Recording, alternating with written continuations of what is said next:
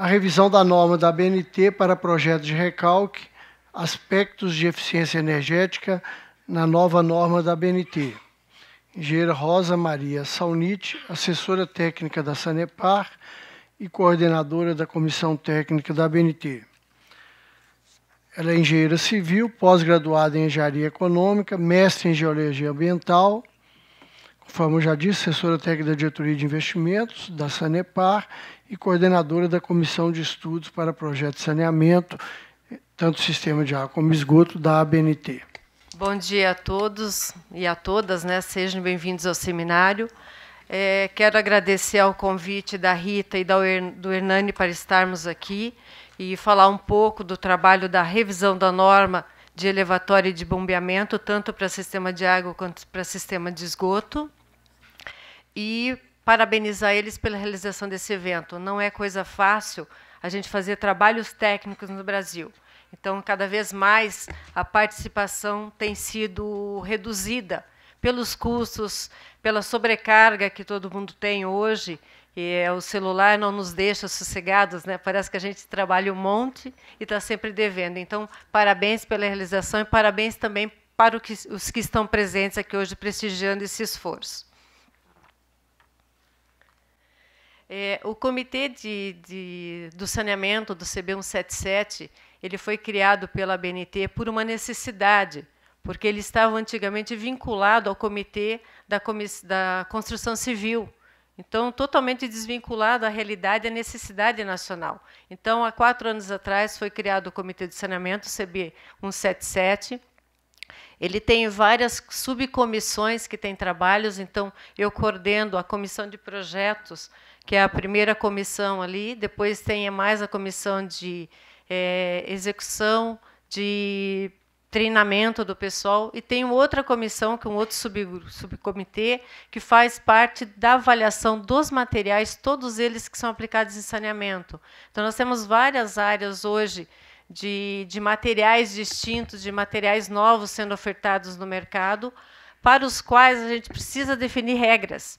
Porque nosso maior problema hoje, quando nós trabalhamos em outras normas já revisadas, é os materiais que são aplicados às suas qualidades para reduzir perdas, para reduzir investimentos hoje que se faz no saneamento, porque os investimentos de saneamento são muito altos. Exige que você cada vez mais melhore também o material aplicado. Então, são várias comissões, as reuniões normalmente acontecem em São Paulo, então fica o convite a todos aí para que, em algum assunto específico, no qual vocês são doutores neles, vocês entendam um pouco mais, também venham a contribuir. É muito importante para nós que estamos dentro do processo contarmos com a experiência de vocês. A norma é escrita a partir do conhecimento que instituições, universidades e profissionais têm para contribuir e para atualizá-las. Os convites mensalmente da nossa comissão são encaminhados para várias instituições, são encaminhadas para as comissões de saneamento, para o Corpo de Bombeiro, no caso, participou efetivamente da revisão da norma de rede de distribuição de água, porque tem um vínculo direto com hidrantes, com perdas de água nos hidrantes também, que é um problema sério para as companhias de saneamento. A Associação das Empresas Consultoras, associações de empresas de engenharia, empresas particulares, né, que são tipo a Vetorlog, outras empresas que sempre estão contribuindo com o saneamento, com o desenvolvimento de saneamento no Brasil. Também profissionais particulares que há mais de 40 anos atuam na área de saneamento e prefeituras aí que se têm interesse e efetivamente vem intervenção direta. Quando a gente está falando de saneamento, a gente está interferindo direto na administração pública. Você corta a rua, você corta a calçada, você usa todo o subsolo das cidades. Então, a gente, quando pensa em água, você tem sistemas pressurizados, você tem bombas instaladas ao longo de todas as calçadas, né? Então, a gente tem que também ter as prefeituras como nossos parceiros numa melhoria do saneamento.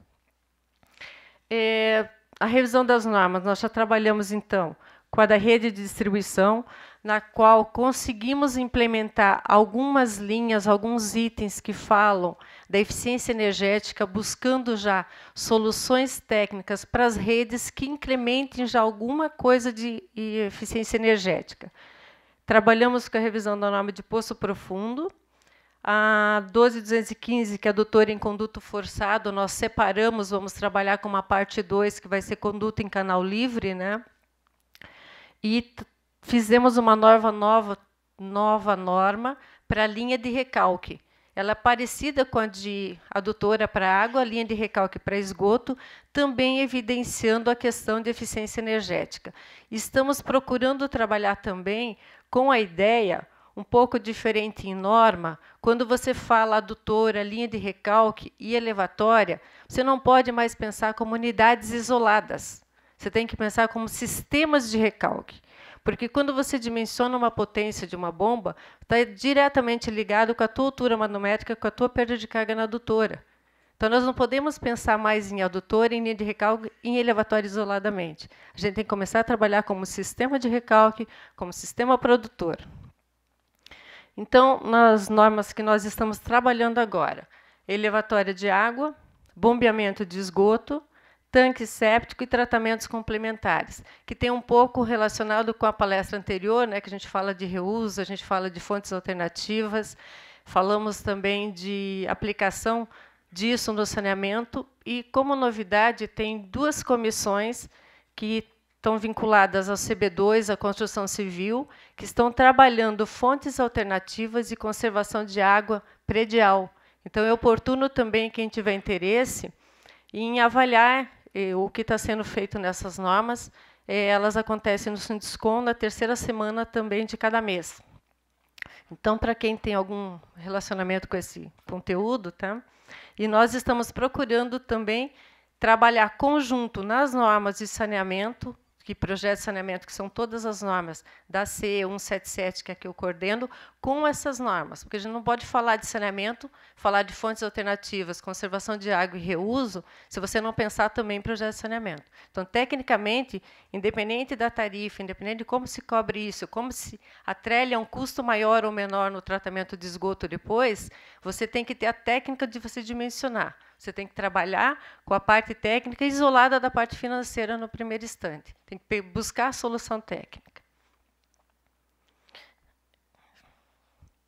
Então, dentro da norma de elevatória, da 12.214, elevatória de água, nós temos vários itens, um deles que você passa a terminologia, o outro item são os requisitos gerais. Eu não tenho como falar de norma se eu não apresentar parte do texto dela. Um objetivo hoje aqui é esse. Nós vamos falar um pouquinho da norma, mas eu não posso ficar interpretando, porque é a minha interpretação e eu não posso. Então, a gente vai ler alguns itens da norma, do qual muitos estão sendo construídos com essa visão da eficiência energética, do consumo de energia, da redução do consumo de energia, e para o qual vocês precisam ser críticos. Muitas das sugestões aqui foi recente, que foi dado pelo Proesa, pela GIZ. Então, nós precisamos finalizar esses textos, nós precisamos trabalhar eles de maneira que realmente atenda às necessidades nossas. Uma das premissas, quando eu assumi a comissão de normas, é que uma das sugestões iniciais foi que a gente pegasse as normas europeias e fizesse o que é de melhor lá fora. Busquei trabalhar assim. Como eu trabalho há 27 anos na Companhia de Saneamento do Paraná, a gente tem uma realidade. O que eu consigo executar? O que é prático? O que você consegue fazer de verdade? Não adianta você escrever uma norma, como já existia as nossas, a maior parte delas que nós estamos trabalhando, são de 1992. E você vê metade daqueles itens que estão descritos que não se cumprem. Então, o que é executável para nós? O que você consegue escrever numa norma que você consegue transformar isso em realidade? Então, a premissa principal que nós estamos adotando na revisão das normas agora, todas elas de saneamento, que são 22, né, de projeto de saneamento, são 22 normas, é o quanto mais possível dentro da realidade do que se consegue executar. Então, essa é a premissa para que a gente não escreva mais coisas que não se faz. Agora, se imaginar que a gente está num item eficiência energética, que é inovador, é um grande desafio. Então, esse desafio tem que ser de todos, né? Então, dentro da norma, você tem lá os requisitos gerais, que trata de termos específicos, né? E tem também o que a gente já conseguiu colocar, introduzir no item 4.1 da letra G, disponibilidade de energia elétrica. parece assim estranho, mas tem muitos projetos que, quando você faz o projeto hidráulico, você coloca a solução de uma elevatória, de um poço, de uma unidade construtiva, e quem está projetando esquece de verificar a que distância está a tua energia elétrica. O quanto vai custar você alimentar aquele teu sistema, principalmente elevatória de esgoto. Elas são fundo de vale, elas são distantes. Então, começar a pensar também na tua solução hidráulica atrelada à tua disponibilidade de energia elétrica. É um ponto destacado dentro da revisão. Outro ponto que nós estamos procurando evidenciar na norma, nas revisões, de que vale no Brasil a experiência que se tem. A gente percebe aquilo que a Rita comentou, que cada ano você tem um parâmetro, cada ano você tem alguém estudando aquele item e de uma maneira diferente. Onde é que se ficou o histórico daquilo? Onde é que se ficou uma metodologia que você veio construindo? Mudou a pessoa, muda de novo tudo. Então, nós estamos evidenciando na norma a questão de se levar em consideração os critérios, as diretrizes e os procedimentos das operadoras e da contratante. Porque nós escutamos assim muitas vezes, quando a gente contrata um projeto, que nós queremos incorporar uma melhoria que a gente foi ao longo dos anos, daqueles estudos, mesmo que o Ivan comentou aqui. Você faz um estudo, você chega numa conclusão que você tem coisa melhor para fazer, daí você contrata um projeto, a empresa diz, mas isso não está na norma. Eu não vou fazer isso porque eu vou me limitar a fazer o que está na norma. Então, dentro da norma nova, das várias normas que a gente está revisando, tem vários itens. A questão de se respeitar também o que a operadora e a contratante está te pedindo. É uma maneira de nós fazermos a mudança. Porque, senão, você não consegue ter uma ação efetiva daquilo que você já estudou, já melhorou. A gente vê muito isso em perdas. Porque o histórico se vai embora, se perde. Então, se a empresa faz uma diretriz, muda um governo a cada 4 anos, a diretriz fica com os profissionais. Muda-se alguma coisa, mas você consegue manter isso num patamar, pelo menos você não cai tanto. Então, é uma maneira de você manter um patamar de desenvolvimento crescente. Bom, dentro do item 4.2, atividades necessárias ao desenvolvimento do projeto, nós temos destacado ali analisar as instalações do sistema de bombeamento elevatórias existentes. Isso é muito importante, porque, de um ponto de vista, assim, muitos projetistas chegam lá e partem da premissa de abandonar o que existe e fazer um novo. Por que a gente não pode otimizar o que existe? Então, tem que avaliar o que existe, tem que tentar otimizar. Avaliar os diferentes materiais aplicados, compatibilizando as melhores soluções técnicas e econômicas com o tempo de vida útil requerido no estudo ou no projeto. Muitas vezes você projeta alguma coisa para durar 20 anos, 30, porque é isso que dá nossos estudos econômicos sempre, para saneamento, água e esgoto. Daí, quando chega com 10 anos, o cara abandona tudo aquilo e faz outra coisa. Então, tem que compatibilizar os estudos econômicos com vida útil e fazer com que isso aconteça na prática. Porque o nosso pessoal de operação também faz muito isso, né? Então, a gente tem que começar a conciliar isso e fazer valer. Compatibilização dos projetos de bombeamento, levando em consideração monitoramento e instrumentação. Por quê? Para se ter eficiência energética, a gente verificou agora o exemplo do que o Ivan apresentou, você tem que ter instrumentação. Você tem que ter monitoramento disso. Então, a norma está introduzindo esses termos, a norma está colocando essa exigência para que se comece a fazer projetos que visem isso, que se consiga aplicar na prática isso que se sonha fazer como resultado. Previsão dos consumos e custos de energia elétrica em função do rendimento do conjunto motor-bomba. Cada vez mais, reduzir consumo de energia significa ter melhor eficiência no sistema como um todo. Então, tem uma conclusão do pessoal da GIZ e do Proesa que diz assim: os custos com energia elétrica decorrentes da especificação de equipamentos de baixo rendimento ou em operação fora do ponto ótimo são bastante expressivos. Uma análise prévia desses custos durante a vida útil é uma importante ferramenta para a correta especificação dos equipamentos. O valor do equipamento eletromecânico representa, em geral, menos de 20% dos custos gerados ao longo da vida útil da bomba. Isso é muito sério, se pensar que nós licitamos pelo menor preço do material. Então, alguns elementos a mais que devem compor o nosso projeto. Eu não vou ler todos os itens, mas só para vocês terem uma ideia, que a norma tem inúmeros itens que a gente está descrevendo, que a gente cita, as necessidades que tem que fazer, é importante lê-las na íntegra, né? Mas destaco alguns pontos que estão voltados ao tema de hoje, ao tema que nos interessa aqui. Então, ali na questão das diretrizes de operação e monitoramento, incluir valores de referência correspondentes a desempenhos energéticos satisfatórios. Então, nos foi sugerido esse texto, ele faz parte da norma, daí eu pergunto para um grupo seleto, né, aqui hoje, como nós vamos conseguir esses resultados? A gente já escreveu a frase na norma, só que nós precisamos agora, de alguma maneira, detalhar um pouco melhor isso para que a gente consiga chegar nos objetivos.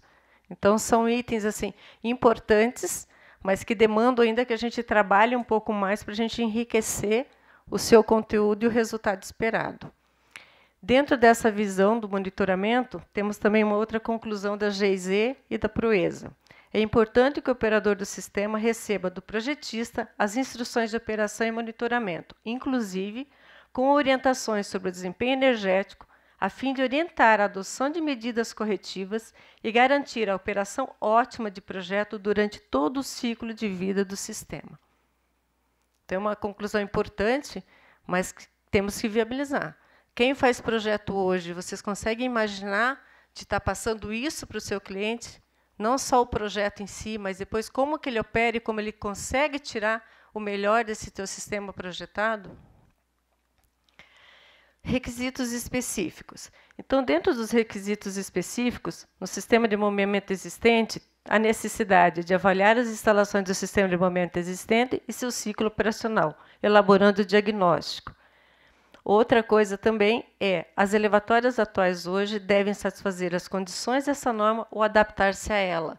Então, na tentativa assim, de cada novo contrato de um projeto que vai fazer uma ampliação de uma elevatória, aproveitar o que existe, fazer uma nova, já embutindo os itens que falam de energia elétrica e que falam de eficiência energética.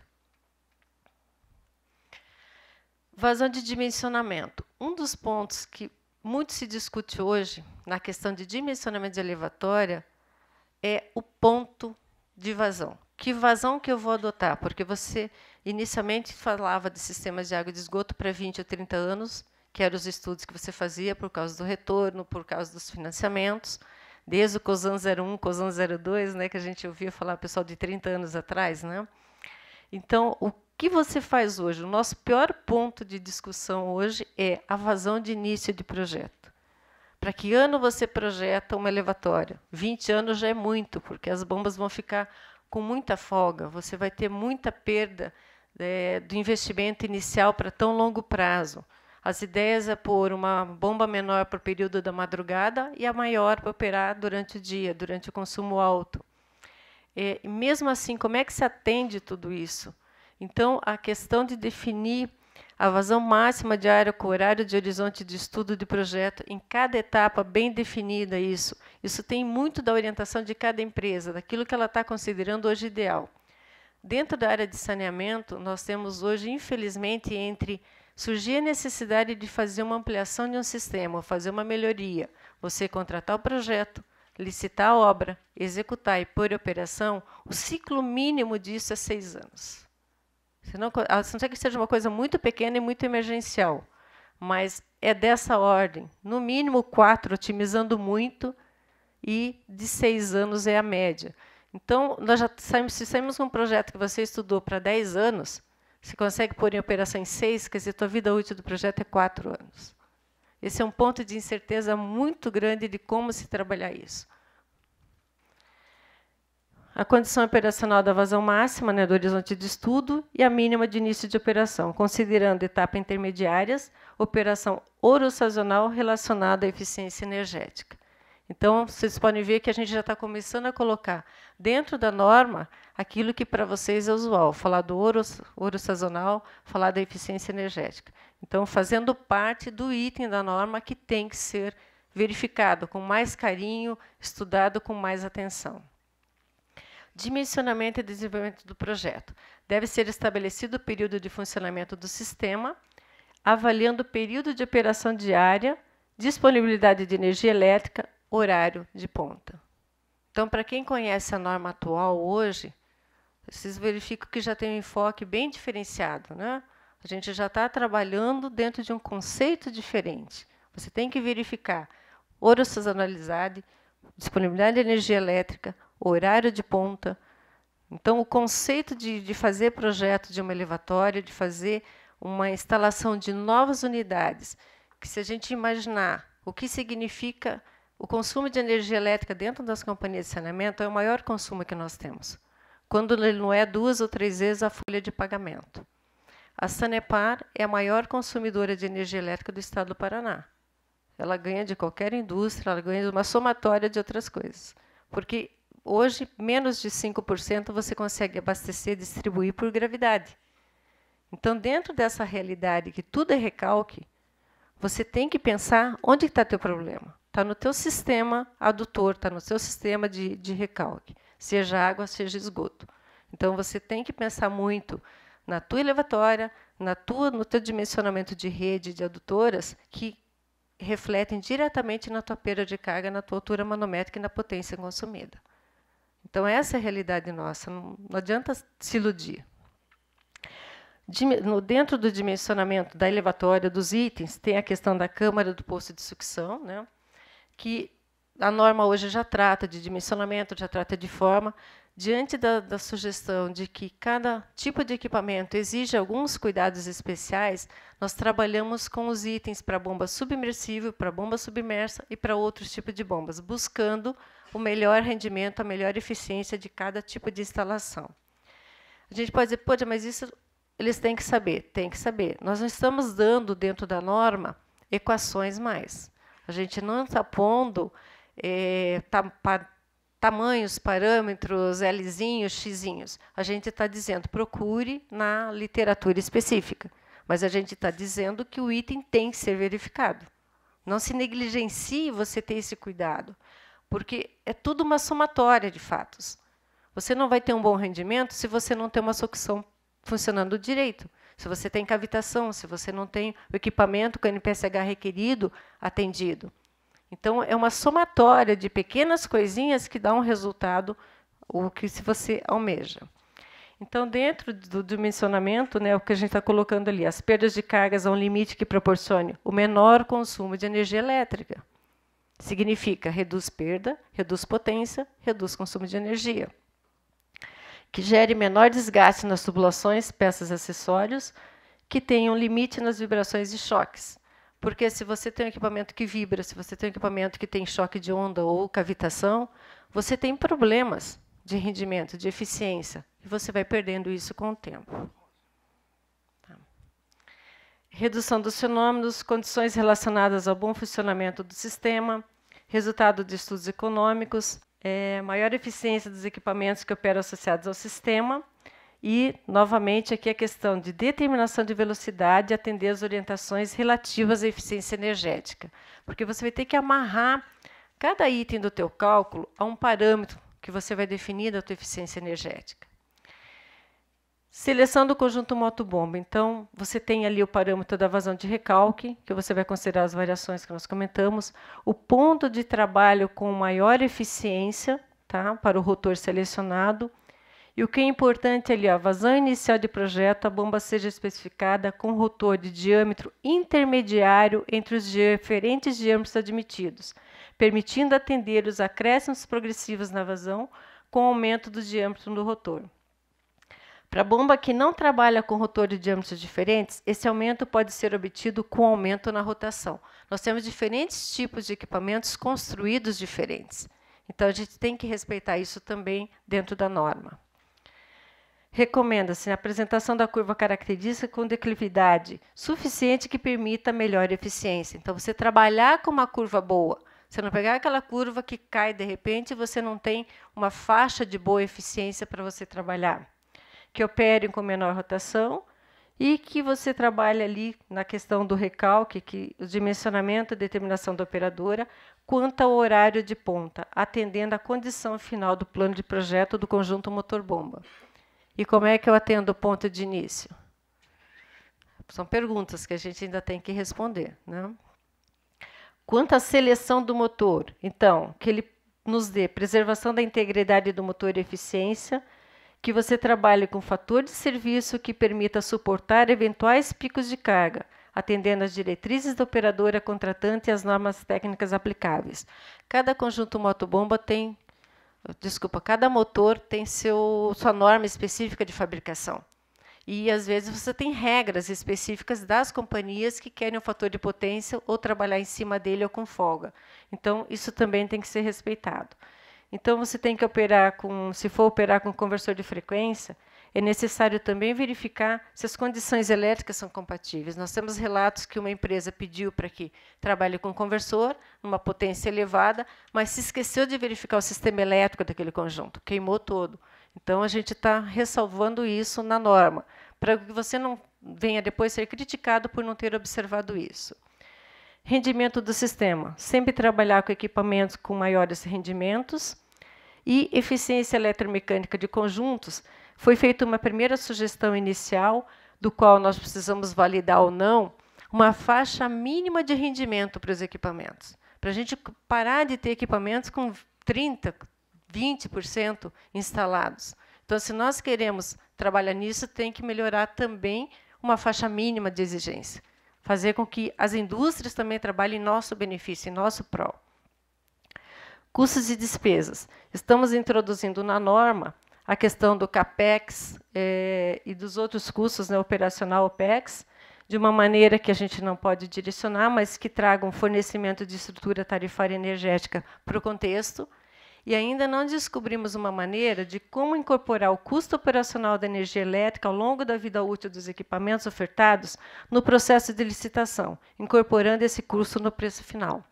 Porque quando alguém vem e oferece, para ficar mais fácil para vocês entenderem, um material alternativo para uma rede adutora, você tem lá o diâmetro útil interno, você tem o consumo de energia que você fez ao longo do tempo, dele oferece, estudou um material, ele vem e oferece outro. Nem sempre as condições hidráulicas são as mesmas. As condições de instalação de assentamento de um material exigem berço, recobrimento, compactação de areia, um monte de regras. Só que você, quando vai para o nosso empreiteiro oferecer o tubo lá, ele simplesmente oferece um tubo e daí, tudo bem, ofereceu.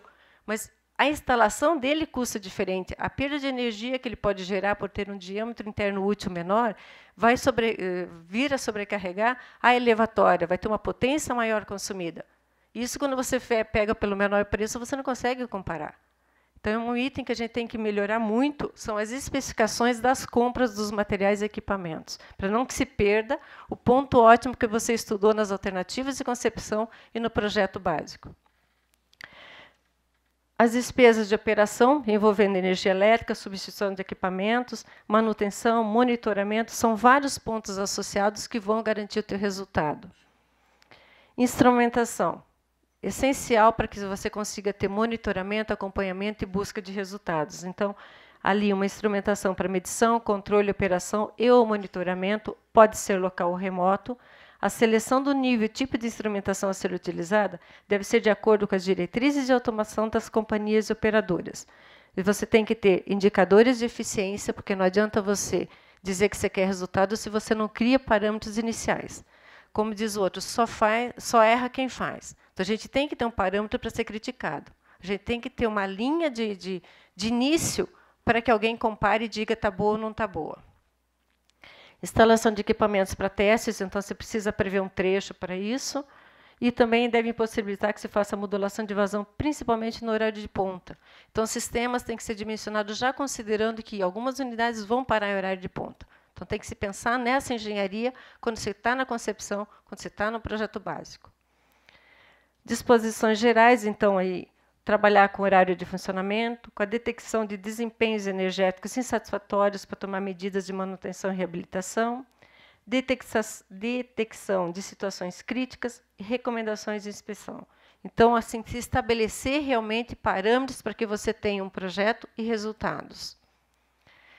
Na Sanepar, a gente tem um exemplo de diretriz de eficiência energética, que daí tem por objetivo melhorar ali a conservação e a racionalização de energia. As metas, você utilizar os produtos resultantes dos resultados dessa eficiência energética em criação de energia, em criação de biogás, em aplicação do lodo para outras coisas, né? Então, como vocês vão receber a palestra depois, e se tiverem algum questionamento, a gente pode passar em particular. Tá? Possibilidades, então, operar instalações de abastecimento de água e esgoto como compensadores de energia, gerar energia, gasificar lodo. E, em resumo, no saneamento, o que a gente tem para ações de gerenciamento otimizando a energia no saneamento? Então, você tem adequações tarifárias que você pode trabalhar, no ajuste de equipamentos, corretor de fator de potência, alteração de tensão, na diminuição da potência dos equipamentos, melhorar tudo de uma maneira geral, ter sistemas, ter redução de perdas, redução do volume de água. E no controle operacional também, que a gente está falando da instrumentação, dos equipamentos, da eficiência que você vai ter. Alternativas de geração de energia elétrica, redução da altura manométrica, redução do volume da água distribuída. Então, tudo isso são ações que você pode fazer no saneamento. E tudo isso você tem resultados para eficiência energética. A reunião das comissões acontece em São Paulo, na ABS, normalmente na segunda semana. A próxima vai ser dia 9 de novembro. Por causa da FENASAN e da ABS São Paulo, nós não vamos fazer efetivamente a de outubro, né? Ela vai ser, mas vai ser menor. Então, eu convido a todos para a reunião de novembro. Sejam bem-vindos para a gente discutir tudo isso que a gente colocou aqui. Tá? E agradeço a atenção de todos. Aguardamos vossas contribuições e sugestões. E peço desculpas se passei uns 5 minutinhos.